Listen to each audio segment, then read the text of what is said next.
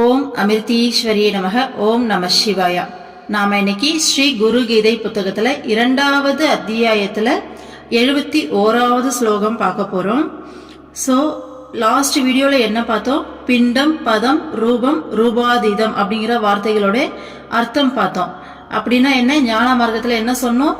இந்த உடல் உணர்வை விட்டு இந்த மனம் அப்படிங்கிற விஷயங்கள்ல இருந்து விடுதலை பெற்று நம்ம நெத்தி பொட்டுல இருக்கக்கூடிய அந்த ஒளியில அப்படியே மூழ்கி அந்த ஒளியோட ஒளியா கரைஞ்சி போகி எங்கும் நிறைந்த அந்த பரபிரம்மத்தோட கலந்து பரபிரம்மமாவே மாறுறதுதான் இந்த முக்தி நிலை அப்படிங்கிறது. இந்த ப்ராசஸ் இப்படிதான் இருக்கும்னு சொல்லி பார்த்தோம். அடுத்தது பக்தி மார்க்கத்துல இதே விஷயத்தை நம்ம எப்படி பார்த்தோம்?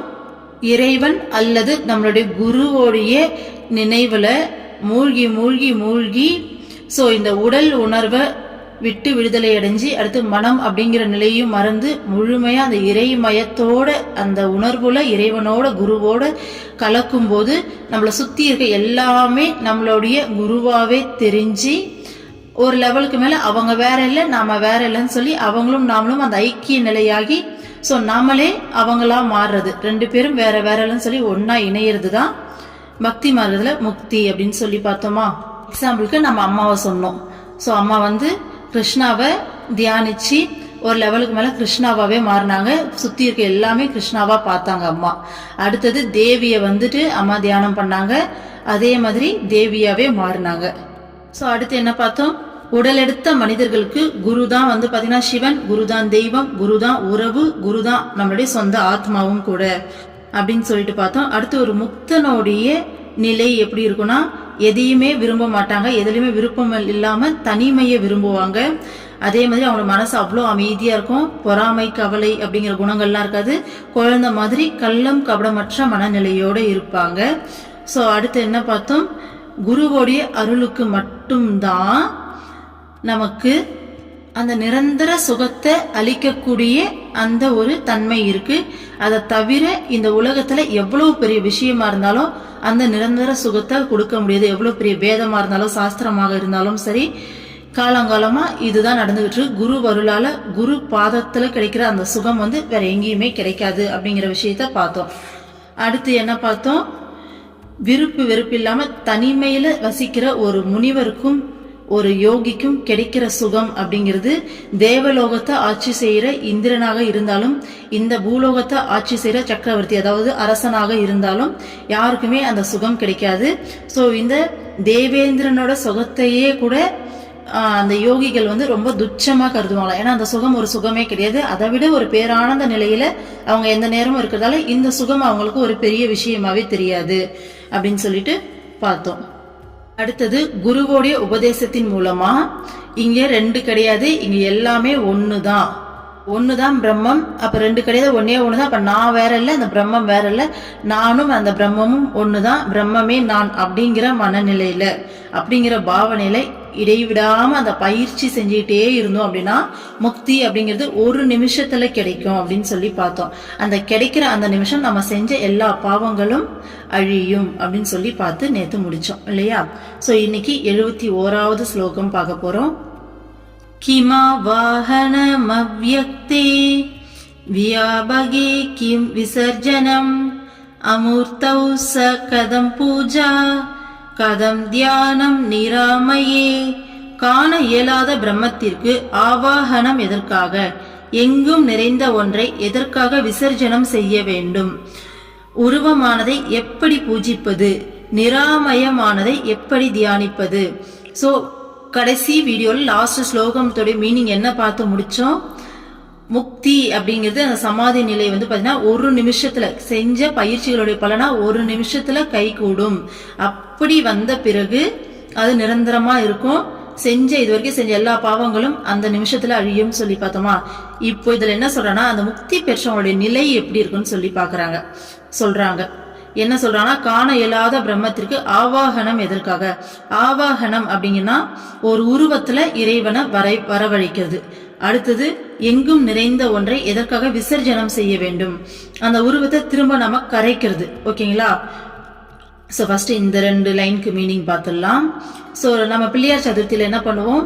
களிமண்ணால பிள்ளையார செஞ்சு நம்ம வந்துட்டு வழிபடுவோம். வழிபட்டுட்டு ஒரு 3 days 5 days கழிச்சு எடுத்துன்னு போயிட்டு திரும்ப நீர்நிலையில கரைச்சிருவோம் இல்லையா. அததான் சொல்றாங்க முக்தி பெற்றவங்களுடைய அவங்களுடைய நிலை, அவங்களுடைய தன்மை எப்படி இருக்கும் அப்படின்னா, அந்த பிரம்மம் தான் எல்லா இடத்துலயும் நிறைஞ்சிருக்கு, நம்ம கண்ணால பார்க்கவே முடியாது இல்லையா. சோ காண இயலாத பிரம்மத்திற்கு ஆவாகனம் எதற்காக? நம்ம கண்ணால பிரம்மத்தை பார்க்க முடியாது, அது எல்லா இடத்துலயுமே இருக்கு, நிறைஞ்சு இருக்கு இல்லையா. சோ நம்ம உருவமா பார்க்க முடியாத ஒன்னத்தை எப்படி ஒரு உருவத்துல வர வைக்கிறது அப்படிங்கிற மனநிலை தான் உங்களுக்கு இருக்குமாமா. அடுத்தது எங்கும் நிறைந்த ஒன்றை எதற்காக விசர்ஜனம் செய்ய வேண்டும்? அது எல்லா இடத்துலயுமே நிறைஞ்சு இருக்கு, அதை எப்படி எடுத்துன்னு போய் திரும்ப கரைப்பீங்க? ஃபர்ஸ்ட் அந்த சிலையில எப்படி என்ன சொல்றது, நம்ம கண்ணால காண முடியாத ஒண்ணத்தை எப்படி ஒரு சிலை வடிவத்தை உங்களால வர வைக்க முடியும்? அப்படி வர வச்சதை எங்குமே நிறைஞ்சு இருக்காதப்ப எப்படி உங்களால கரைச்சு காணாம பண்ண முடியும்? ஏன்னா சிலையை கரையும் போது நீ தண்ணியோட கரைஞ்சு போயிடுது இல்லையா. ஆனா அது எங்கேயுமே நிறைஞ்சிருக்கு அந்த பிரம்மம், எப்படி ஒரு உருவத்துல வர வைக்க முடியும்? அது எப்படி வந்துட்டு கரைக்க முடியும் அப்படின்னு சொல்லி கேக்குறாங்க. அடுத்து உருவமானதை எப்படி பூஜிப்பது? எப்படி ஒரு உருவத்துல வச்சு பிரம்மத்தை பூஜிக்க முடியும்? ஏன்னா பிரம்மத்துக்கு உருவம் கிடையாது, எங்குமே நிறைஞ்சு நிலையா இருக்கக்கூடிய ஒரு விஷயம், நம்ம கண்ணால பார்க்க கூட முடியாது. அது எப்படி பூஜிப்பது அப்படின்ற அந்த நிலையில தான் முக்தி அடைஞ்சவங்க இருப்பாங்களாமா. நிராமயமானதை எப்படி தியானிப்பது? நிராமயம் அப்படின்னா என்னன்னா, இப்போ நாம இந்த நான் என்ற தன்மையில இந்த உடல் தான் நான், இந்த மனம் தான் நான் அப்படின்ற மாதிரி நிறைய வந்துட்டு இந்த கெட்ட குணங்கள்லாம் சொல்லுவாங்களே, அந்த கோபம் மோகம் லாபம் அப்படின்ற மாதிரி எல்லாம் சொல்லுவாங்க, சரி லோபம் அப்படின்னு சொல்லுவாங்க. எல்லாமே நான் என்ற தன்மையில வரக்கூடிய அழுக்கு. நிராமயம்னா இது எல்லாமே நீங்கி அந்த நான் என்ற தன்மை இல்லாம பிரம்மத்தோட கலந்த அந்த அமைதி நிலை, அந்த பேரானந்த நிலை. அவங்க அதுவாவே இருக்காங்க. அந்த ஸ்டேஜ்ல எப்படி தியானிக்கிறது? அதை எப்படி தியானிக்க முடியும்? சோ அதுவாவே தானே இருக்கும் அப்படிங்கிற மனநிலையில தான் முக்தி பெற்றவங்களுடைய மனநிலை இருக்குமாமா. சரி, இப்படி இருக்கும்போது நம்ம அம்மா எப்படி வந்துட்டு நமக்கு உருவத்துக்கு இஷ்ட தெய்வம் என்னன்னு சொல்லிக்கிறதுனா தீட்சையே கொடுக்குறாங்க. இதெல்லாம் ஏன் பண்றாங்க? கடவுளுடைய அந்த உருவங்களுடைய பெயர்கள்ல தானே பஜனை எல்லாமே பாடுறாங்க, இதை தானே மோட்டிவேட் பண்றாங்கன்னா நமக்காக பண்றாங்க. அம்மாக்கு கடவுள் வந்துட்டு ஒரு உருவத்துல பார்க்கணும் இல்ல ஒரு பெயர்ல பார்க்கணும் அப்படிங்கிற அவசியமே கிடையாது. சோ நம்ம வந்துட்டு அக்சஸ் பண்ணி நாம ஆன்மீகத்துல முன்னேறணும், நமக்கு அந்த புரிதல் வரணும்ன்றதுக்கான ஒரு வழியா தான் இதை பயன்படுத்துறாங்க. ஏன்னா ஒரு கிறிஸ்டியன் போனா அம்மா அவங்களுக்கு ஜீசஸாவே காட்சி அளிக்கிறாங்க, முஸ்லீம் போனா அவங்களுக்கு அவங்களுடைய அல்லாவாவே தான் காட்சி அளிக்கிறாங்க. நம்ம ஹிந்துல நம்ம என்ன இஷ்ட தெய்வமோ நம்மளுக்கே தெரியும், நம்ம இஷ்ட தெய்வமா தான் அம்மா நம்ம கண்ணுக்கு தெரியுறாங்க. ங்கிறப்ப ஞானிக்கு உருவமோ உருவத்தின் பெயரோ எதுவுமே தேவையில்லை. ஓகேங்களா? ஸோ நமக்காக தான் இந்த ப்ராசஸ் எல்லாமே பண்றாங்க. அடுத்த ஸ்லோகா பாருங்க. குருர் விஷ்ணு சத்வமயோ ராஜசச் சதுரானனஹ தாமசோ ருத்ர ரூபேன ஸ்ருஜத்யவதி ஹிந்திச. சாத்வீக குணமுள்ள விஷ்ணுவும் ரஜோ குணமுள்ள பிரம்மாவும் தமோ குணமுள்ள ருத்ரனுமாக இருப்பது குருவே. இவ்வுலகை படைத்து காத்து அழிப்பதும் குருவே. சோ இதை நம்ம ஏற்கனவே பார்த்திருக்கோம். சோ குரு தான் விஷ்ணு, குரு தான் சிவன், குரு தான் பிரம்மா, எல்லாமே குரு தான். இந்த உலகத்தை படைக்கிறதும் அவர் தான், இந்த உலகத்தை காக்கிறதும் அவர் தான், இந்த உலகத்தை கடைசியா அழிப்பதும் அவர் தான். இது எல்லாமே பிரம்மத்துடைய சக்தியிலிருந்து உருவான விஷயங்கள் தானே தவிர இங்க எதுவுமே அதுல இருந்து வேறுபட்டதில்லை. அப்போ இங்க படைப்பது காப்பது அழித்தல் அப்படிங்கிற முத்தொழிலையும் பண்றது குரு தான். ஓகேங்களா? ஆல்ரெடி ஒரு வீடியோல ரொம்ப டீட்டெயில்டா ஒரு வீடியோவே இதுக்காக போட்டிருப்போம். ஸோ நெக்ஸ்ட் பாருங்க. ஸ்வயம் பிரம்மமயோ பூத்வா தத் பரஞ்சாவலோகயேத் பராத் வரதரம் நான்யத் சர்வகம் தம் நிராமயம். ஒருவன் தான் பிரம்மமயமாக ஆன பின் அனைத்திலும் பிரம்மத்தையே தரிசிக்க வேண்டும். எங்கும் நிறைந்ததும் தூய்மையானதும் பராத்பரமுமான பிரம்மத்திலிருந்து வேறுபட்டதாக எதுவும் இல்லை. சோ ஒரு சாதகன் பிரம்மமயமா ஆன பிறகு எல்லாத்திலையும் பிரம்மத்தை தான் தரிசிப்பாங்க, அப்படிதான் தரிசிக்கணும்னு சொல்றாங்க. அடுத்தது பிரம்மம் தான் இங்க எல்லாவுமா இருக்குது, பிரம்மத்திலிருந்து வேறுபட்டது வேற எதுவுமே கிடையாது அப்படின்னு சொல்றாங்க. தஸ்யாவலோகனம் பிராப்ய சர்வசங்க விவர்ஜிதः ஏகாகி நிஸ்ப்ருஹ சாந்தः ஸ்தாதவ்யம் தத் பிரசாததः. பிரம்மநிலை கைவந்த பிறகு குருவருளால் எதனோடும் பற்றின்றி விருப்பங்கள் இல்லாதவனாக தனிமையில் அமைதியாக வசிக்க வேண்டும். ஸோ ஒன்ஸ் அந்த பிரம்ம நிலை கை வந்த பிறகு, ஐ திங்க் இது இவங்க எதை மீன் பண்றாங்கன்னு நினைக்கிறேன்னா, முக்தி அப்படிங்கிறது ஒன்ஸ் கிடைச்சிட்டா அவங்க பிரம்மமாவே மாறிடுவாங்க. ஆனா முக்தி கிடைக்கிறதுக்கு முன்னாடி ஒரு நிலை இருக்கும் இல்லையா, இங்க பாக்குற எல்லாமே பிரம்மமா தெரியுது. சோ நம்ம பாக்குற எல்லாமே நம்மளுடைய குருவாவே தெரியுது அப்படிங்கிற ஒரு நிலையை பார்த்தோம் இல்லையா. அதுக்கப்புறம் தானே அவங்களும் நம்மளும் வேற வேற இல்லைன்னு சொல்லி ஒன்னா கலப்போம். அந்த கலக்கிறதுக்கு முன்னாடி நிலையில ஒரு சாதகன் எப்படி இருக்கணும், அடுத்த ஸ்டேஜ்ல அவங்க கலந்துற நிலையில இருக்காங்க, அந்த ஸ்டேஜ்ல அவங்க எப்படியெல்லாம் இருக்கணும் அப்படிங்கிறது தான் நமக்கு சொல்றாங்க. ஸோ பாக்குற எல்லாத்துலயும் பிரம்மத்தையே தரிசிக்கணும். ஸோ பிரம்மத்துல இருந்து இங்க வேற எதுவுமே கிடையாது. அடுத்தது வேற எதோடும் பற்று இருக்கக்கூடாது, அது குருவோடைய அருளால தான் நடக்கும் அப்படின்றாங்க. அதுக்கடுத்து விருப்பமே இல்லாதவனா தனிமையில அமைதியா வசிக்கணும் அப்படின்னு சொல்றாங்க. ஏன்னா நம்ம வாழ்ந்துட்டு இருக்கிறது இந்த மாய உலகத்துல, கொஞ்சம் ஸ்லிப் ஆனோம் அப்படின்னாலும் 4 ஸ்டெப் பேக் போயிடுவோம். ஸோ அடுத்த ஸ்டேஜுக்கு நம்ம உயரணும் அப்படின்னா அந்த எங்கேயுமே அந்த பிரம்மமயமா நமக்கு தெரிய ஆரம்பிச்ச பிறகு பார்க்குற எல்லாமே நம்மளுடைய இஷ்ட தெய்வமாகவும் நம்மளுடைய குருவோடைய உருவமாகவும் தெரிய ஆரம்பிக்கும் போது நாம எந்த மாதிரி இருக்கணும் அப்படின்னு சொல்லி நமக்கு சொல்றாங்க. ஓகேங்களா. ஸோ எதுலையுமே விருப்பம் இல்லாம பற்று இல்லாம தனிமையில அமைதியா வசிக்கணும், பார்க்குற எல்லாமே பிரம்மமாவே பார்க்கணும்னு சொல்றாங்க.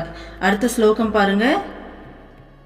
லப்தம் வாத ந லப்தம் வா ஸ்வல்பம் வா பகுலம் ததா நிஷ்காமேனைவ போகதவ்யம் சதா சந்துஷ்ட மானசஹ. கிடைத்தாலும் கிடைக்கவில்லை எனினும் சிறிதே ஆயினும் அதிகமாக இருப்பினும் அதை விருப்பு வெறுப்பின்றி மகிழ்ச்சியுடன் ஏற்றுக்கொள்ள வேண்டும். சோ ஒரு சாதகன் தான் அந்த முக்தி அடைறதுக்கு அந்த ஸ்டேஜுக்கு முன்னாடி, இந்த இறைவனா மாறுறதுக்கு அந்த ஸ்டேஜுக்கு முன்னாடி, பாக்குற எல்லாமே இறை ஸ்வரூபமாவே தெரியிற அந்த ஸ்டேஜ்ல, பாக்குற எல்லாமே பிரம்மமாவே தெரியிற அந்த ஸ்டேஜ்ல நம்ம என்ன பண்ணோம், எந்த மாதிரி மனநிலையில இருக்கணுமா, கிடைச்சாலும் சந்தோஷப்படக்கூடாது, கிடைக்கலனாலும் வருத்தப்படக்கூடாது, கொஞ்சமா கிடைச்சாலும் அதை பாத்தீங்கன்னா வெறுக்க கூடாது, அதிகமா கிடைச்சாலும் அதை விரும்பக்கூடாது. ஓகேங்களா. சோ விருப்பு வெறுப்பு இல்லாம மகிழ்ச்சியோட எது கிடைச்சாலும் இது இறைவனுடைய பிராப்தம் அப்படின்னு சொல்லிட்டு கிடைக்கிறத மகிழ்ச்சியோட ஏத்துக்கணும் அப்படின்னு சொல்றாங்க. மகாபாரதத்துல கிருஷ்ணர் எடுத்த உடனே அர்ஜுனருக்கு இதை தான் உபதேசிப்பாரு. வெற்றியின் மேல மோகமும் தோல்வியின் மேல பயமும் இல்லாம உனக்கு கொடுக்கப்பட்ட கடமையை சிறப்பா செய்ப்பார்த்தான்னு சொல்வாரு. சோ அதை தான் சொல்றாங்க, அந்த மனநிலையில தான் இருக்கணும். ஓகேங்களா.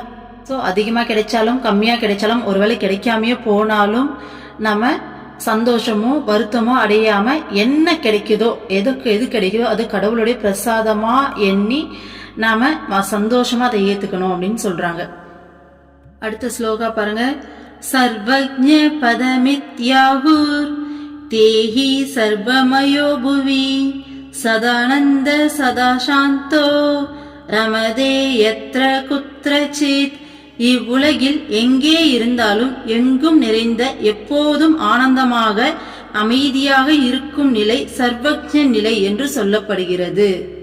இதுல என்ன சொல்றாங்க, இந்த உலகத்துல எங்க இருந்தாலும் ஓகேங்களா, எங்கும் நிறைஞ்ச எப்போதும் அமைதியாகவும் ஆனந்தமாகவும் இருக்கக்கூடிய அந்த நிலையை சர்வஜ்ஞ நிலை அப்படின்னு சொல்றாங்க. அப்போ இந்த பிரம்ம நிலையில இருக்கவங்க இந்த நிலையில தான் இருக்கணும். இந்த உலகத்துல எங்க இருந்தாலும் எப்படி இருந்தாலும் அந்த அமைதியும் ஆனந்தம் நிறைஞ்ச அந்த மனநிலையில இருக்கணும் அப்படின்னு சொல்லிட்டு. ஓகேங்களா. அடுத்த ஸ்லோகா பாருங்க. யத்ரைவ திஷ்டதே சோபி சதேச புண்ணியபாஜனம் முக்தஸ்ய லக்ஷணம் தேவி தவாக்ரே கதிதம் மயா. தேவி, மேலே கூறப்பட்டுள்ள விதத்தில் உள்ள முக்தர் எங்கே வசிக்கிறாரோ அந்த இடம் புண்ணிய ஆலயமாக ஆகிறது. முக்தனின் லட்சணத்தை உன்னிடம் நான் கூறிவிட்டேன். ஸோ அவங்க சொன்ன விதத்துல பிராக்டிஸ் பண்ணும்போது இந்த உலகத்துல அவங்க எங்க இருந்தாலும் ஆனந்தமாவும் அமைதியாவும் இருக்கிற அந்த சர்வாக்ஞ நிலை அப்படிங்கிற அந்த நிலையை அடைஞ்சிருவாங்க. ஸோ அதுதான் முக்தி நிலைன்னு சொல்றாங்க. அந்த முக்தி நிலையை அடைஞ்சவங்க எந்த இடத்துல வசிச்சாலும் அந்த இடமே புண்ணிய ஆலயமா மாறுது. ஏன்னா அவங்க இறைவனோட கலந்துடுறாங்க இல்லையா. ஸோ இறைவன் இருக்கிற இடம் தானே ஆலயம்னு சொல்லுவோம். அவங்க எங்க வசிக்கிறாங்களோ அந்த இடமே புண்ணிய ஆலயமா மாறுது. ஸோ முக்தனுடைய லட்சணம் இதுதான் அப்படின்னு சொல்றாங்க. ஓகேங்களா. முக்தன் அப்படிங்கிறவங்க எப்படியெல்லாம் இருக்கணும்னு சொல்லியிருக்காங்க. எல்லாத்துலேயுமே பரபிரம்மத்தை தான் தரிசிக்கணும். பரபிரம்மத்தை தவிர வேற எதுவுமே கிடையாது. அடுத்து விருப்பு வெறுப்பு இல்லாம, பற்று இல்லாம, தனிமையில அமைதியா வசிக்கணும்.